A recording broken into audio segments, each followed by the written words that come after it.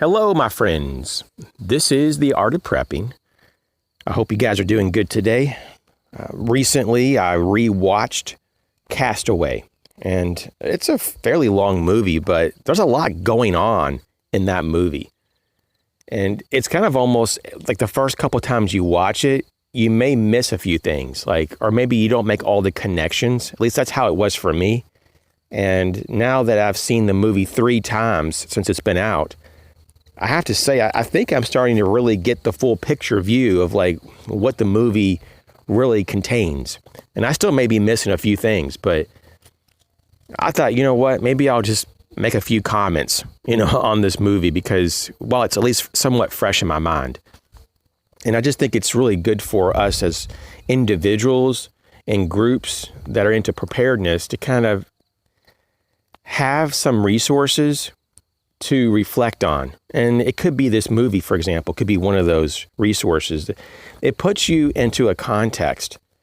I mean, obviously there's a survival situation that's unfolding in the movie, but there's a lot of emotional context too, of the will to live and hanging on to hope and the transition when you do self-rescue. There's a period of time there that you have to figure out how you're going to readjust back to society. And maybe people have changed since you've been away. Like in this video, it was many years past. And some people moved on with their life. And the belief was, for the most part, that he was dead. He died. And so, I mean, how difficult would it be for multiple people to go through a situation like that?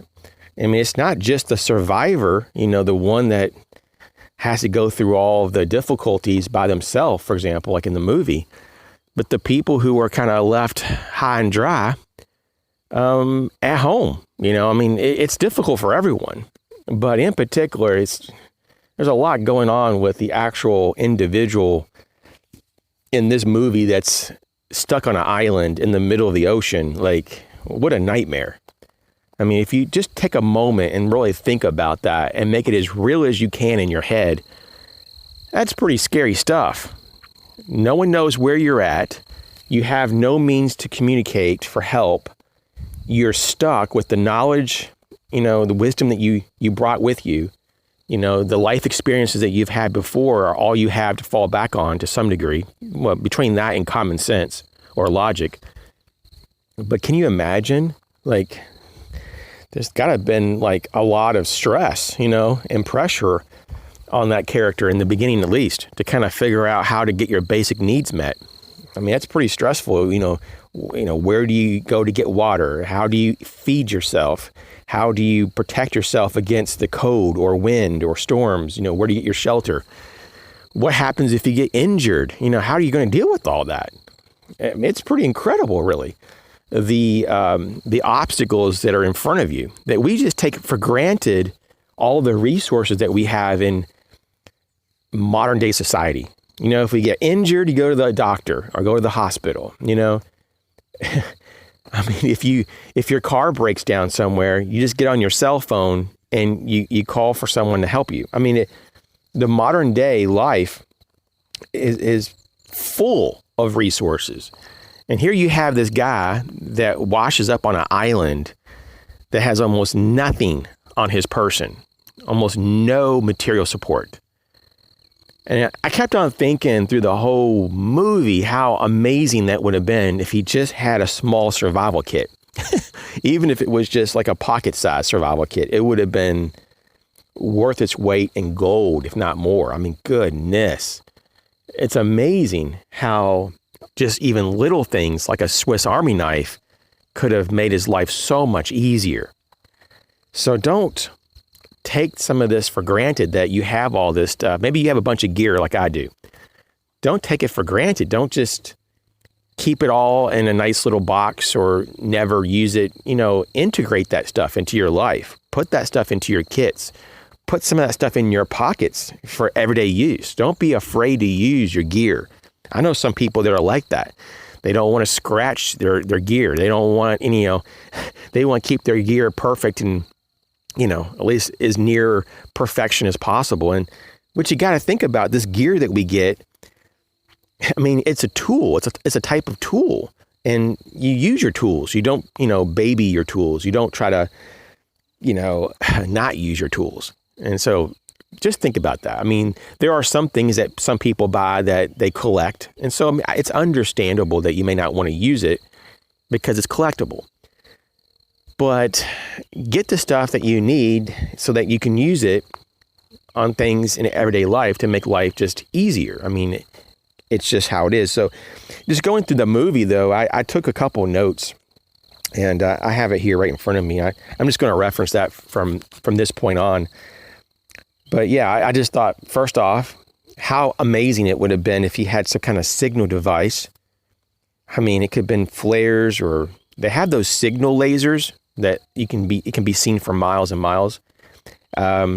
Even a signal mirror would have been nice. I mean, something better than just that little flashlight that he had that was probably not visible at that range when he first saw that ship go by.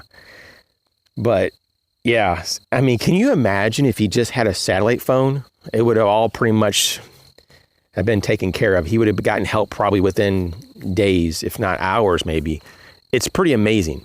Just having the right piece of kit, the right piece of gear could be the difference between life and death, rescue or not. I mean, it's just amazing. And of course, this is all kind of common sense, but do we really think about these things really in depth when we go out camping or hiking in remote areas? There's a lot of people who just take a chance. They don't really have a means to signal for help. They might be out in the middle of a remote area by themselves, but if they broke a leg or they got attacked by an animal, they don't have a way to actually call out for help. Maybe in that area, there's no cell coverage. And if you can't use your cell phone and you had nothing else, then you're kind of just stuck there. You're at the mercy of someone just randomly coming into your area and finding you. I mean, that's pretty bad stuff. So I think that we are more vulnerable than people even really think about. I mean, I know why people don't want to think about it, because who wants to think about getting injured? I know I don't. But there's the reality, though, of like, okay, if people do get injured going out and doing things, and if that happens, how are you going to deal with it? And so it's kind of like, you definitely need a plan. And a lot of times part of the plan is having the material support. And so, of course, the scenario in this video is that everything was going just fine, and then the plane crashed in the ocean. And it's not like, he was planning on being, like stuck on an island. I mean, no one plans on that pretty much. It's just he didn't really have much to work with besides just a few things on his person or that he found in the boxes that washed up on shore. I mean, there was very few things he had. And so the first that I kind of noticed that he was really needing was a cutting tool, especially to open up those coconuts and to get some nourishment and to help construct shelter and, a fish net and all these things. And he did use the ice skates, and he used the blades on the ice skates, and which is really, really cool. That's awesome. I don't know personally, though, like how sharp ice skates are, because I don't ice skate. But I have heard through friends that do ice skate that sometimes those blades really are sharp. Like, I mean, they can definitely cut you. So, I mean, that's pretty interesting if that's really true. But I didn't really know if the movie kind of just hyped that up. Like, oh, they acted like they were so sharp that they can do all this, when they maybe in real life ice skates are a little more, blunted than it was portrayed. But you tell me. But I would definitely think it's plausible to take ice skates and use the blade to chop into a coconut. I wouldn't see why that wouldn't work. So that made sense to me. In terms of shelter, he used his raft, initially as kind of like a tarp shelter. And I would have done the same thing. And he did that until he moved into that cave that he found eventually. And that was all very interesting. It looked like that the environment was more like a subtropical or tropical environment, and it didn't require him to have a lot of clothes to stay warm. But it may have been cold at night there. Who knows? Sometimes that's how it is. It gets cool at night and then gets really hot during the day. I know in the desert, it's like that. It can get very cold at night, but then it can get very hot in the day. So depends on your environment. But yeah, he definitely had to use some found items and just the local resources to use for shelter. He did have that handheld light that he got from his coworker that washed ashore. Of course, it didn't last that long and the batteries went out and then it's not useful anymore. But, he got some use out of it for a while. But then, of course, he figured out how to make fire. He didn't have a lighter, he didn't have matches. So he had to do a primitive, basically like a friction fire. And those are really hard to do. If you've never tried it, it's difficult. And I mean, it takes sometimes people weeks to even get, a fire their first time. It just takes a lot of practice. Other people, it's not, everybody's a little different. It just depends on your technique and how well you do it. But yeah, that's pretty amazing. So, I mean, when he got his fire in the movie, it really bolstered his morale. I mean, that's what I noticed first and foremost. But then it gave the ability to cook his food. He was getting those crabs, but he couldn't really cook the crabs. He was getting fish, but he couldn't really cook the fish. And it gave him heat, of course, gave him light. And it just gave him a lot of morale boost. So that's awesome. But just think, though, if he just had a decent Swiss Army knife, and if he had a couple lighters, and if he just had a satellite phone, I'm just thinking out loud, but like, wouldn't that make a world of a difference? Of course, but he had to use what he had available. I mean, that's just kind of how it is in real world. So moving along here, he used the cordage. Well, he used as cordage shoelaces and the VHS tape ribbon, if you will. I don't know what you call that, but the VHS tapes that he had, he was able to pull that out and use it to bind things. And then there was that dress that was in a box, and he was able to take the netting or that material that kind of mimicked netting off the dress and make an actual a fish basket, kind of like a scoop to collect things in the ocean. That was very smart. He made little containers out of coconuts, and he had little stoppers he put in there. And so that was good. And then it looked like he kept up with the calendar, like he kept up with the days. And so he knew pretty much what day it was, what month it was, what year it was. And he apparently had knowledge of boating and doing basic navigation via the sun and or stars. And so he was aware, apparently, of the tidal cycles and possibly even the current, because he knew when it was the best time to try to self-rescue. In that last attempt there, in that raft that he made, he kind of knew the time of the year that it would have been the highest chance of him getting away and escaping the tides coming into the island.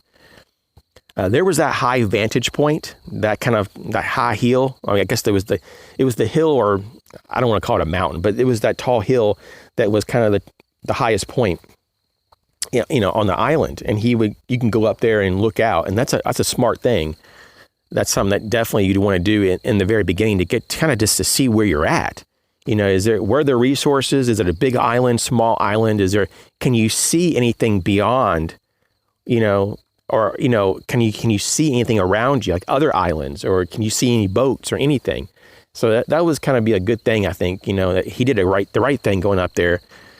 It looked like it probably spent a lot of his energy going up there, but the beautiful thing about going up there is that you have a much more broad range of awareness of your environment. So the thing about going up there, though, is like he realized, I think, that he was in a much worse situation than he was even hoping for, probably. I mean, it was complete, desolation. Like, he was by himself. And from what I could see in that video, there was no other islands around. I mean, he was in the middle of nowhere, all the way to the horizon line. And he was up at a pretty high elevation and looking out that far and still not seeing anything all around 360 degrees. Man, you're pretty remote. And so in terms of clothing, he just used what he had. He used some clothing and he made some strips to make bandages when he got injured. He just used what he had for shelter. I mean, that's about the best I can say. He wrapped his feet in cloth and put some leaves in there to make some kind of foot covering so he didn't tear his feet up as bad as it could have been. I mean, there for a while, he was messing up his feet, but he did that. He wrapped his different body parts that was getting a lot of contact with the environment. Even his hands, I believe, at one point. And yeah, I mean, that's got to be pretty difficult, really, to not have shoes. And of course, when his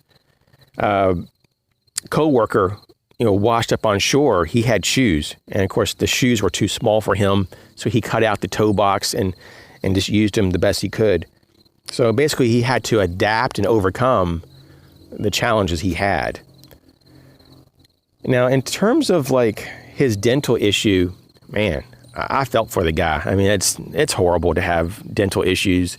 It distracts you. It just makes life miserable. You can't focus. And it doesn't really say like how long he had it, but it almost kind of suggests that it was ongoing for at least a few months to maybe a year or more. I mean, it was an ongoing problem.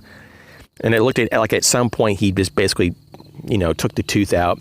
And I guess he overcame whatever the problem was. It was just contained in the tooth. But I know how sometimes what happens is that you have an infection. And sometimes it's hard to overcome the infection without medicine. So for however it worked out, maybe his body fought the infection off if he had one, and he survived that. But it is kind of something to kind of pay attention to, is injuries and just medical problems can really be life-threatening in certain situations, because if you really can't get any help, you may succumb to your issue. So that's basically what I was going to talk about here. I just wanted to touch base with you guys with this movie, Castaway. It's pretty cool. It's certainly long, and I think they did that on purpose to give you that emotional content, to give you a context, I should say, of just a taste of what the main character was going through, that he just felt stuck on the island. And even though it was entertaining to watch the movie, you did kind of feel like, at least toward the end a little bit, like at least I did, that I was like, wow, I've been watching this movie for a while. And so you kind of start to relate to the guy a little bit. And I did like how it was a little bit of a slow-paced movie. I think that's kind of missing these days. Everything seems to be like super fast-paced. And sometimes it's just nice to watch a movie at a slower pace. In terms of like just the emotional issues that came up, yeah, it's just sad. I just kind of want to close with that it's just sad to kind of see what goes on, and I mean, you can't avoid all the hardships in life, but it's amazing, the things that can happen to you, that things just unexpectedly happen. And I mean, it's got to be just horrific that, you're on a plane and the plane crashes in the ocean and then somehow you survive that, which is pretty amazing, really. I don't know what percent of people survive plane crashes in the ocean, but I would imagine not everyone survives, so he survived that, and then he finds himself on an island, and then he's got to just tough it out for a number of years. I don't think that the movie specifically tells you how much time, but I think it's 4 or 5 years, I think at a minimum that he was there, maybe longer.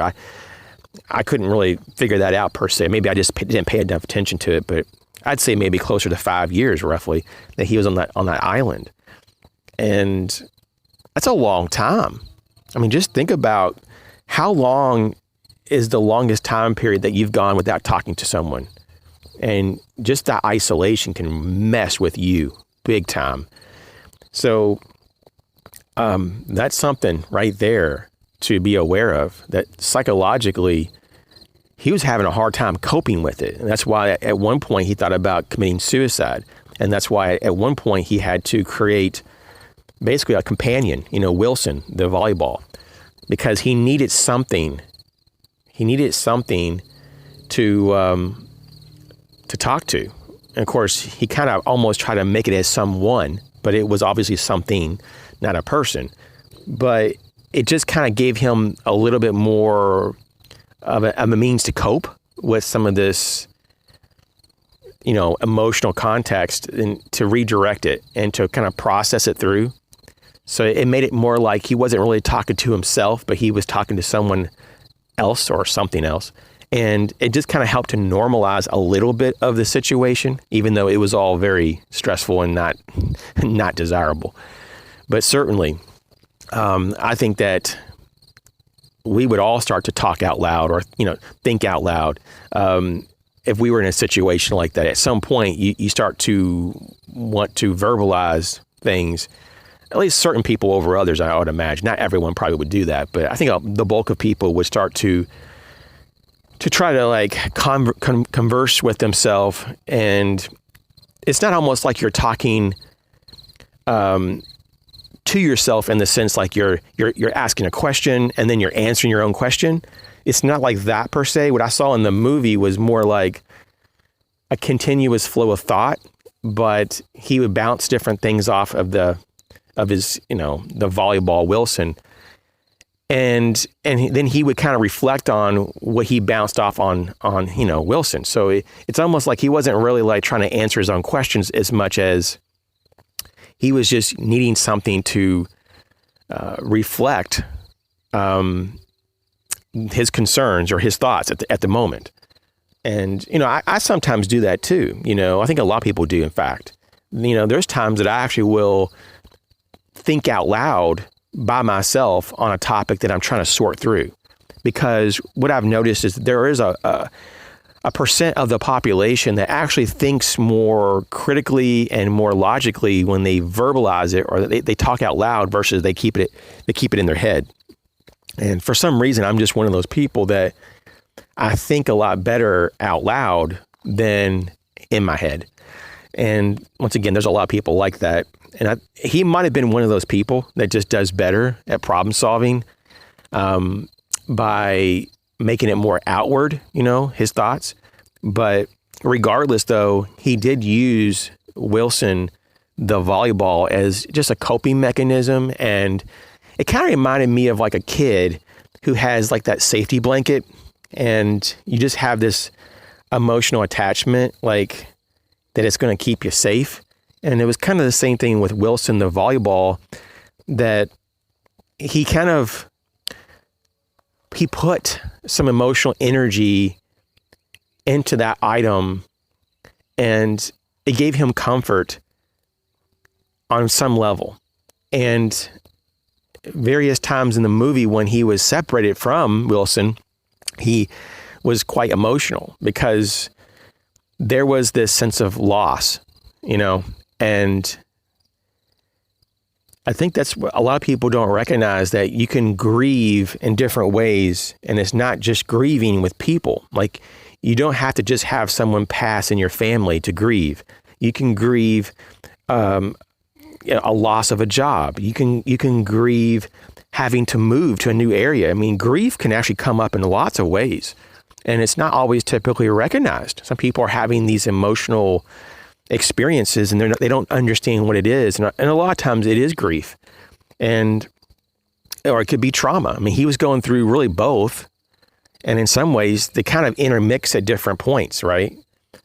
Because grief is kind of like trying to reorganize and accept a loss.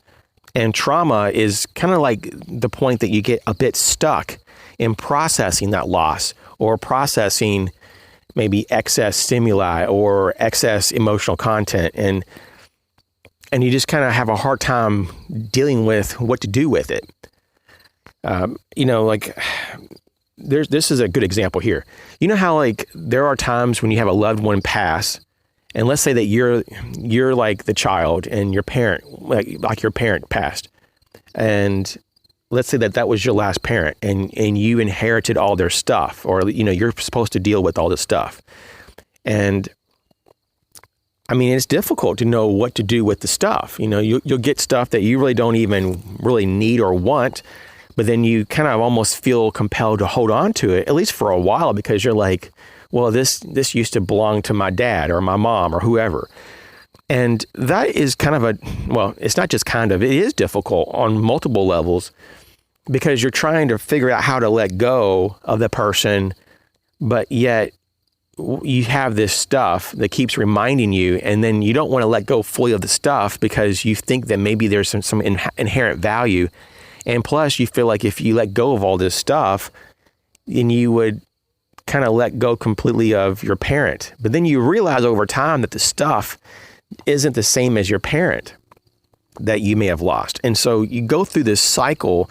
That's why they call it stages of grief.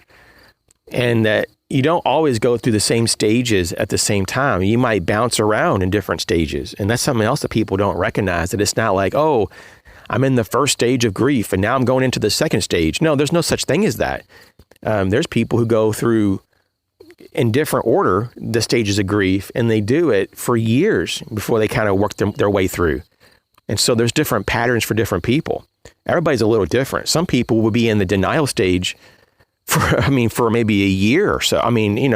Hopefully not. But there are some people that will just deny that their loved one has passed, and they'll do things that are kind of bizarre, but that's how they're coping at the moment. But maybe afterwards, they'll finally come to that conclusion that, okay, so-and-so did pass, and it really hits them. And so they're out of the denial phase, and they kind of possibly will go into some other phase. Maybe it's the bartering phase, where you barter and you plead to God, and you what can I do to bring them back? Or, and then you get to a point that typically you start to accept, the reality. But that can take a while, depending on who it is and what happened and all that. And there's other stages of grief as well that you can bounce around in these things. Sometimes you'll think you got through the stages. Maybe you've experienced all the stages, only to find the next day you find yourself back at bartering, or you're back into denial. But a lot of times it's short-lived. Maybe just for a few hours or for a few days, you kind of go, you regress, or you cycle through. Let's say that. That's probably a better way to say this, that you cycle through one of these previous stages that you've been in. And that's normal, though. So can you imagine being stuck on an island, like in this movie Castaway? You would probably go through this cycle of grief, because you would have to, you're trying to let go of the norm like that you had before. So you're grieving your past life that you had before the tragedy, So there's certainly grief and loss that's going on in this movie. And there's a dealing with trying to grapple with despair and trying to hold on to hope. And it's just so sad how this stuff unfolds in life. Can you imagine, though, literally, you're about to get married and you go on a plane and the plane crashes in the ocean and you survive, but you don't get back to civilization. You don't get back to your fiance. For years, like it's years later, and you are pretty much a changed person too. You're a bit different, but you still love that person, but you notice that the whole world has moved on and it's quite different. And the person that you love, that you want to get back with or reconnect, has moved on, and they have a whole new life. Like, they got married, they have kids, they have a house, they have career, like everything is set up, and you're not included in that setup. How difficult. That's also another wave of grief that has to be, it could be traumatic as well. It could be grief and trauma at the same time, because now you're having to cope with that. Here you've been rescued from despair, and you're back to society full of resources. So your physical well-being is now, more assured. There's a lot more comfort, and there's this whole element that you're going to be okay, right? But emotionally, though, you're not. Mentally, you're struggling to make sense of all this and to even catch up to all the changes that's happened. That's got to be just unbelievable. The closest that I can kind of personally relate to that is that when I think back, and it's been a few decades since I've been to college, but I can remember quite a bit of stuff that happened, even though college was kind of a blur because I was so busy. I took so many classes and I worked so many jobs. Like, I was never really able to have a lot of downtime because I was just so busy because I needed to do things. I had goals, and I accomplished those goals and got those degrees and did the things I thought I was wanting to do or needed to do at that moment. And boom, time just flies when you're busy. But I can look back now that my life is a lot slower paced. My life is much more relaxed than it was, and I'm very thankful for that. But I must say this, I can relate to the movie in the sense that I kind of wonder where the other people in college are, like in the sense of like, I mean, you don't keep up with everyone. Like, for example, in high school, you don't keep up with everyone that you were friends with high school. At least most people don't. And the same thing for college, especially if you've been to multiple colleges like I have, or universities, you just don't keep up with everyone, because you meet so many people, and you might keep up with just a couple of them, years or even decades later. But, it's pretty normal not to, things just kind of fade over time. And you might try for a few years when you get out of university, for example, to keep up with someone. But then, they move away real far, or they just stop communicating with you, or they start having a family and they don't have time to talk. Just stuff happens, and then it just kind of fades away. And I've had multiple people over the years that we just kind of lost track with each other. We just had so much going on. We just stopped talking over time. And so there's almost like a little touch of this sense that when I think about the movie, I think about all of the things that could have been. I mean, there's a lot of great things that happened that did happen, and I'm really happy about that. So it's not like a regretful thing when I talk about all the things that could have been. It's just, you almost wonder, like, if you took this direction, what would have happened?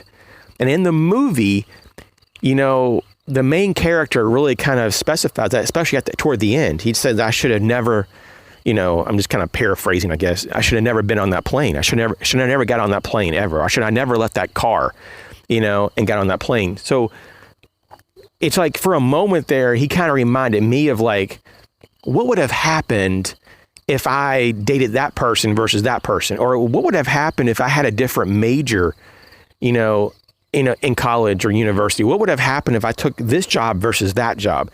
What would have happened if I moved over here and lived in this part of the country versus that? You just kind of wonder. You wonder, would you still be alive? Would you be happy? Would you have kids? Would you be divorced? Life can go in so many directions. And so just for a moment, I got thinking like, whoa, there's so many choices that we have in life.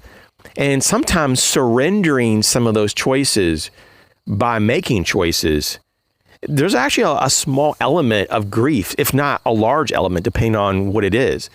And it just got me thinking about that we are all trying to traverse through life and trying to just do the best we can. At least a lot of us are. And we're just trying to make momentum. And just like in the movie, he's just trying to put one foot in front of the other. He's just trying to get to the next day. Can you imagine having so many challenges and you're on an island for years and you just don't really see an end to it? I mean, no wonder he wanted to commit suicide, but then he said no. I mean, I'm going to just tough it out, and he did. I mean, it's pretty incredible. Of course, there's actually like stories that are real, not just like in a movie context, but there's real stories of people surviving many years, that kind of gotten like from like a ship, for example, a shipwreck or whatever. I mean, there are those accounts of people surviving years and years on islands, shipwrecked, if you will. But it is kind of like, wow, you don't have to be really shipwrecked or stranded on an island or have an experience of crashing into the ocean to know that there are so many options in life, and life isn't always going to be easy. And at some point, you just have to make decisions and then live with those. You have to just accept them and be okay with it and find peace with it. But so I had to just kind of share that. That's kind of something that really kind of got stirred up in my head watching it, with the obvious that, man, it sure would have been nice if he had a survival kit. So, hey, thanks for checking the video out. Hope this was somewhat interesting. If you have any thoughts about the movie Castaway, put it in the comment section. And if you know other people that would like this kind of content, share the video. And I thank you for hitting the like button and for subscribing. Thank you for all your support. We'll catch you later.